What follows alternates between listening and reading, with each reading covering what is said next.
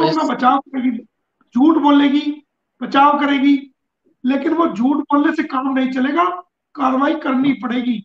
नहीं करोगे तो हम कोर्ट से कराएंगे, एक कोर्ट नहीं करेगी हम दूसरी कोर्ट जाएंगे, दूसरी कोर्ट नहीं करेगी हम और बड़ी कोर्ट जाएंगे, वो नहीं करेगी सुप्रीम कोर्ट तक इनका पीछा नहीं छोड़ेंगे। कानूनी अच्छा रूप सर। से इनके खिलाफ कानूनी कार्रवाई को अंजाम देंगे, इनको सजा दिलाएंगे, और जितनी कोशिश हो सकेगी और मजीद तेज करेंगे। सर आपने जो धाराएं पढ़ के सुनाई हैं, इन धाराओं के तहत पहले कभी इंडियन किसी कोर्ट से किसी मुलजिम को सजा हुई है पहले कभी? रोज होती है, डेली होती है, रोज। इंडियन रोजा, अदालतें इन धाराओं के तहत फैसला करती हैं? वो जो जैसा एक्ट करता है उसी के अकॉर्डिंग उस पर सेक्शन लगती है, और उन्हीं सेक्शन में उनको सजा होती है। मेरे पास कितने मुकदमे हैं दुनिया भर के, इससे बड़े बड़े मर्डर ट्रायल हैं, रेप केसेस हैं, और अबडक्शन केसेस हैं, उन सब में सजा हो रही है, सब अच्छा में सर, कराई है। एक एक सवाल सर, थोड़ा सा मेरिट से हटके, माइंड नहीं कीजिएगा। एक हमारे मुस्तकिल देखने वाले हैं, उनको थोड़े से एक पेट में मरोड़ हो रहे हैं सर। वो ये हो रहे हैं कि अंजू ने शादी की थी पाकिस्तान आके, और वो भी तलाक उसने इंडिया से नहीं ली थी। तो उसका केस अगर आपके पास आए, या आप उसका केस लड़ सकते हैं जी, पाकिस्तान में उसने जाके लीगल शादी की थी। देखिए, अंजू हो या मंजू, संडे हो या मंडे, ठीक है, और सीमा हो या चीमा, लैला Yes, हो या मजनू, yes, ठीक है, yes, yes, रीमा हो या टीमा, कानून सबके लिए बराबर है। yes, बिना तलाक yes, के लिए कोई हो, हिंदू हो मुसलमान हो, बिना तलाक के लिए कोई लेडी अपने शोहर को छोड़कर किसी के साथ इलीगल रिलेशन में excellent. रहती है और बिना डिवोर्स लिए शादी करती है, वो सारी in the I of the Hindu law, in the I Yes, of the Muslim yes, law, वो गैर कानूनी है, इलीगल है। सर इस अगर सब, अगर सर excellent, sir, अगर excellent. अंजू के हस्बैंड, क्योंकि वो मुतासरा है, उनको भी बड़ी तकलीफ हुई, परेशान हुए गुलाम हैदर की तरह, वो आपके पास आते हैं जी मुझे भी आप इंसाफ दिलवाएं, अंजू इंडिया में है, तो उसके खिलाफ तो कार्रवाई करने के लिए आप उसकी मदद कर सकते हैं सर? उसने समय निकाल दिया, जब वो गई थी ना उसी टाइम उसे मेरे पास आना चाहिए था, अच्छा। उसकी फिर हम जोड़े लगवा देते। हम्म। बिल्कुल सही बात। लेकिन हम वकील लोग हैं, हम लोगों के घर नहीं जाते कि हमें केस दे दो, जिसको जरूरत है वो हमारे पास आएगा। बिल्कुल, ये बात तो वकील बिल्कुल आपकी सही है। बात है। वकील का काम है कोर्ट में लड़ना, घर जी। घर जाकर भीख नहीं मांगना कि जनाब केस दे दो जी, हम आए हैं जी, हम नो करेंगे जी। हमारे पास तो भाई साहब खुजाने की फुर्सत नहीं है, अल्लाह का शुक्र है इतना काम है हमारे पास। बिल्कुल सर। बिल्कुल सही बात। मेरे ख्याल में शायद ये बात एपी सिंह साहब को भी समझ आ जाए, जिन्होंने दफ्तर ही उसका घर बनाया हुआ है, जो मॉरली और एथिकली कितनी गलत बात है जो मोमिन मलिक साहब ने लेकिन बात की। एक अभी मैं कोर्ट एक से आया हूँ, मोमेंट सर, कोर्ट से जो मैं आया हूँ, कोर्ट से आने के बाद आप यकीन नहीं करेंगे कि रास्ते में गाड़ी में चलते चलते इफ्तियार किया है, और आते ही ऑफिस, घर की ऑफिस की टेबल पे बैठ गया हूँ, सेटअप लगा हुआ है, और इंटरव्यू पे इंटरव्यू दे रहा हूँ। और आप देख रहे होंगे मुझे भूख लगी है, मैं हल्का हल्का सा कुछ खा भी रहा हूँ। अब तक अब तक अब तक ना कोट निकालने का मौका मिला है, ना शूज निकालने का मौका मिला है।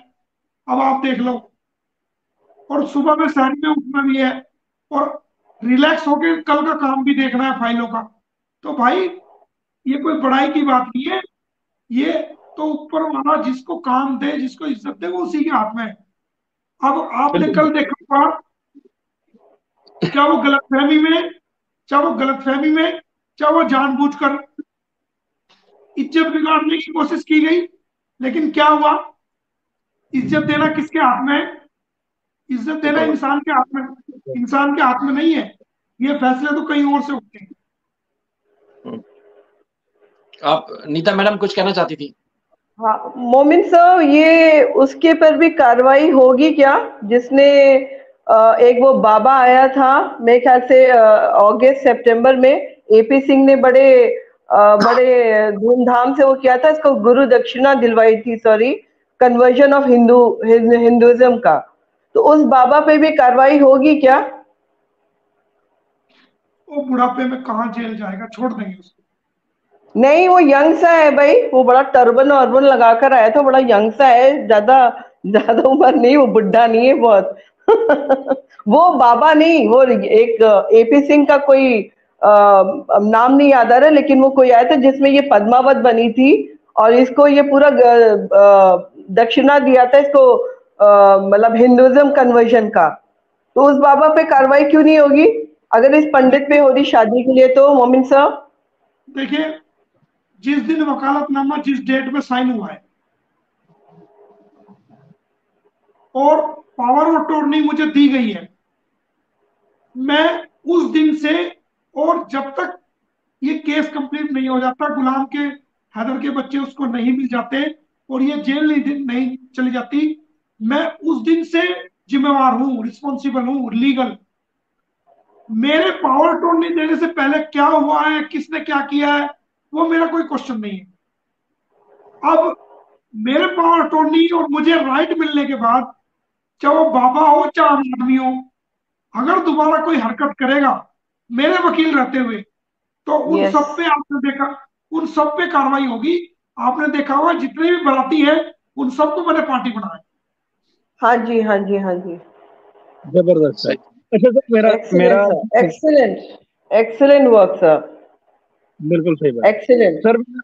मेरा मोमिन सर आपसे सवाल ये है कि ये जो अभी आपने केस फाइल किया है, इसमें आपने अपनी प्रेयर में क्या क्या चीजें मांगी हैं अदालत से?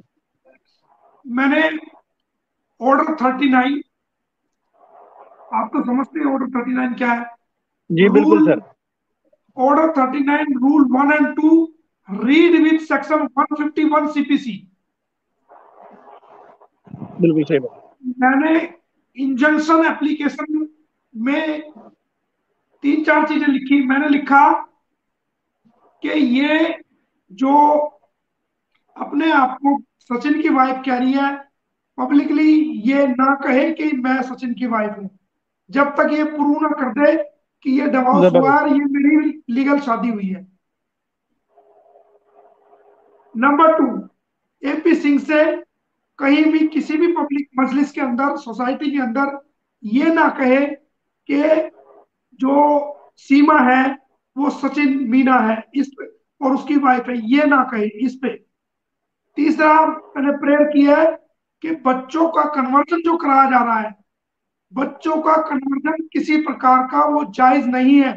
मैंने उत्तर प्रदेश का कानून दिखाया है कोर्ट में और ये मांग की है। ये मैं आपको दिखा देता हूं।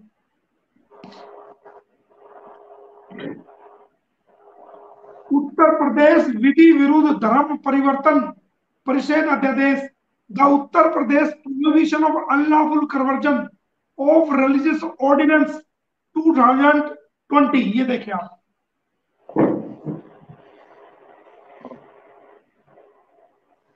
इसकी सेक्शन जी, इसकी सेक्शन 2 की सब सेक्शन जी में दिया गया है माइनर, कि आप माइनर की बच्चे की, कौन है माइनर, जो 18 साल से कम है, ये देखिए आप, उसका रिलीजन आप चेंज नहीं कर सकते। सही सर। सेक्शन 3 में प्रोविजन है, जब तक के आप जब तक के आप उस बच्चे के बायोलॉजिकल फादर की और उसके पेरेंट्स की दोनों की परमिशन ना ले लो।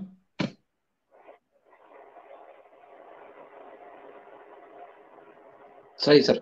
तो सर एक चीज है, अब अभी चूंकि रामे साहब को जोड़िए एक चीज और मैं लीगल बताने जा रहा हूं आपको। सर वो उनका आवाज जा रही है सर, उनका आवाज जा रही है, आप बताइए सर।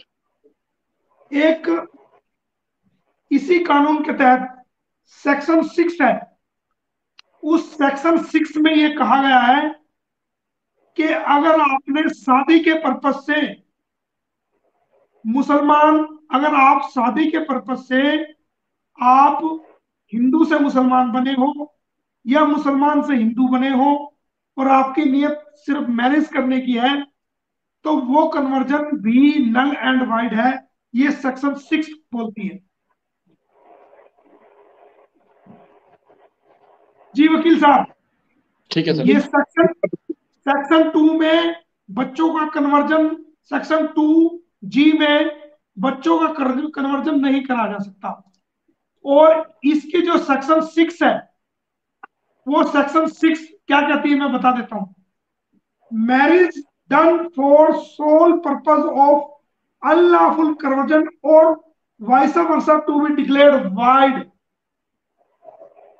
मतलब अगर आप शादी करने की नियत से हिंदू से मुसलमान बनते हैं या मुसलमान से हिंदू बनते हैं या अपना धर्म चेंज करते हैं सिर्फ इसलिए कि मुझे फला व्यक्ति से शादी करनी है, जब दो डिफरेंट कम्युनिटी के लड़का और लड़की एक दूसरे से शादी करते हैं, तो वो धर्म को चेंज नहीं कर सकते कि भाई मैं, अगर लड़की मोमडन है तो हिंदू, कोई हिंदू भाई अपना धर्म चेंज करके मुसलमान बन के उससे शादी कर ले तो वो इस लॉ के तहत गलत है। कोई हिंदू लड़की मुसलमान बन के शादी कर ले किसी मोमडन से, वो भी गलत है। उसके लिए आपको स्पेशल मैरिज एक्ट में जाना पड़ेगा और वहां आपको मैरिज रजिस्ट्रेशन करनी पड़ेगी। तो शादी के लिए भी